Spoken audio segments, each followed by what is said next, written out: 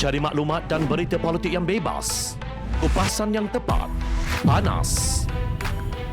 Dapatkannya secara eksklusif hanya di Jom Channel. Komitmen kami, pentasan berita Isnin hingga Jumaat. Berbicara dan isu semasa, kami garapkan secara langsung. Panel-panel berkaliber dan profesional. Interaktif, pandangan anda kami raikan. Jangan lupa bersama kami di setiap hujung minggu dalam edisi khas mingguan. Jom Channel, moving forward, sharing a new experience.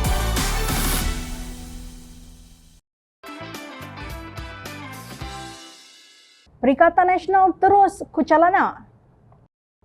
Keputusan PAS bertanding dalam Pilihan Raya Negeri Sarawak ke-12 adalah untuk dijadikan medan pengukur gerak kerja jentera PAS bagi menghadapi Pilihan Raya Umum ke-15, kata Timbalan Presidennya Datuk Seri Tuan Ibrahim Tuan Man.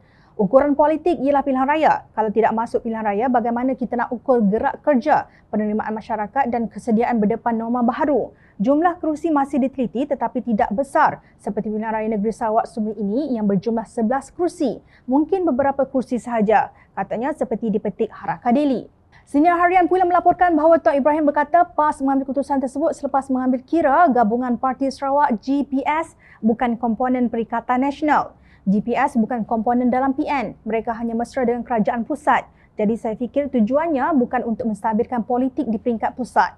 Bagi PAS yang menjadi komponen dalam Perikatan Nasional dan bersatu, kita sambut baik bukan sahaja Sabah dan Sarawak, malah mana-mana pihak yang menyokong kestabilan politik negara, katanya seperti dipetik. Beliau menafikan dakwaan bahawa PAS menentang GPS dalam pilihan raya negeri berkenaan. Menurut laporan, beliau berkata PAS perlu bertanding kerana itu hak setiap parti politik.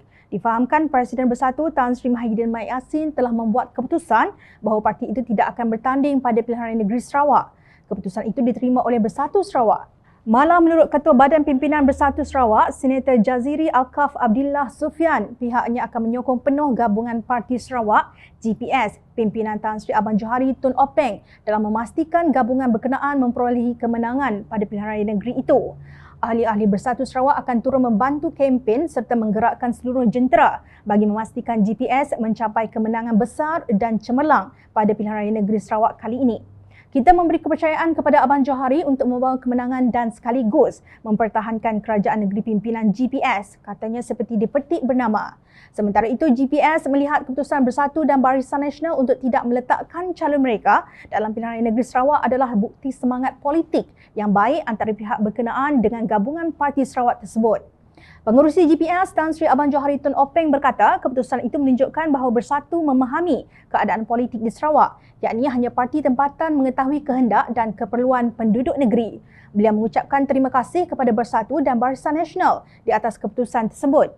Saya tahu mereka tahu politik Sarawak. Mereka tahu politik Sarawak berbeza daripada Semenanjung, ujarnya dipetik Astro Awani. Suruhanjaya Pilihan Raya mengumumkan tarikh penamaan calon bagi Pilihan Raya Negeri Sarawak ditetapkan pada 6 Disember, pengundian awal pada 14 Disember dan pengundian pada 18 Disember.